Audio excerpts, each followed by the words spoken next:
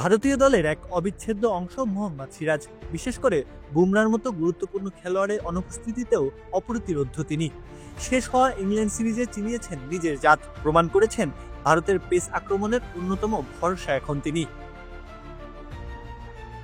বিরাট কোহলি, রোহিত শর্মা, এমনকি জাসপ্রীত বুমরার মতো কিংবদন্তিদের ছায়াতল থেকে বেরিয়ে নিজেকে আলাদা করে চেনানো মোটেই সহজ কাজ নয়। তবে সিরাজ পারফরমেন্স দিয়ে নিজেকে প্রমাণ করছেন, বারবার তৈরি করছেন নিজের আলাদা পরিচয়। তাই তো ভালোবেসে ভারতীয়রা তাকে ডাকেন মিয়া। ইংল্যান্ড সফরে স্বাভাবিকভাবেই বোলিং আক্রমণের নেতৃত্বে ছিলেন জাসপ্রীত বুমরা। সকলের নজর এবং প্রত্যাশাটা ছিল তারই উপর। তবে ওয়ার্কলোড ম্যানেজমেন্টের কথা মাথায় রেখে তিনি খেলতে পেরেছিলেন মাত্র 3টি টেস্ট। তবে নেতৃত্বের সেই গুরুদায়িত্ব সিরাজ তুলে নেন নিজের কাঁধে। তাই তো সিরিজ শেষে পরিসংখ্যানের পাতায় বড় অংশ জুড়ে সিরাজের নাম, যেন তিনি এক নায়ক, ইংল্যান্ড বধের মহানায়ক। সিরিজ শেষে মোহাম্মদ সিরাজ 23 উইকেট নিয়ে সর্বোচ্চ উইকেট শিকারী হন।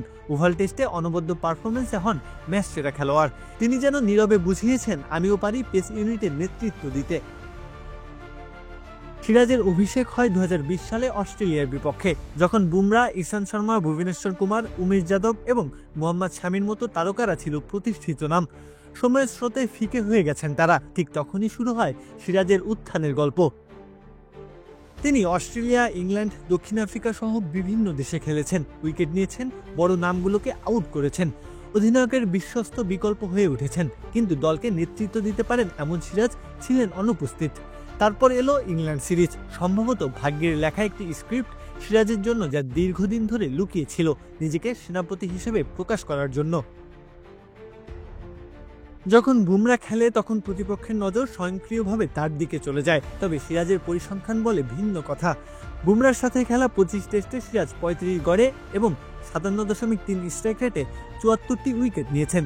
কিন্তু বুমরাকে ছাড়া 16 টেস্টে সিরাজ 25.1 গড়ে এবং 44.3 স্ট্রাইক রেটে উইকেট শিকার করেছেন 49টি। সিরাজের দলের প্রতি নিবেদন, খেলার প্রতি চরম আগ্রহ, হার না মানা মনোভাবই তাকে সাফল্যের শিখরে নিয়ে যাচ্ছে। নিজেকে প্রতিনিয়তই পরিণত করছেন তিনি, হয়ে উঠছেন দলনেতা, ভারতীয়দের এক ভরসার নাম। প্রত্যহ কাব্য, খেলা ৭১।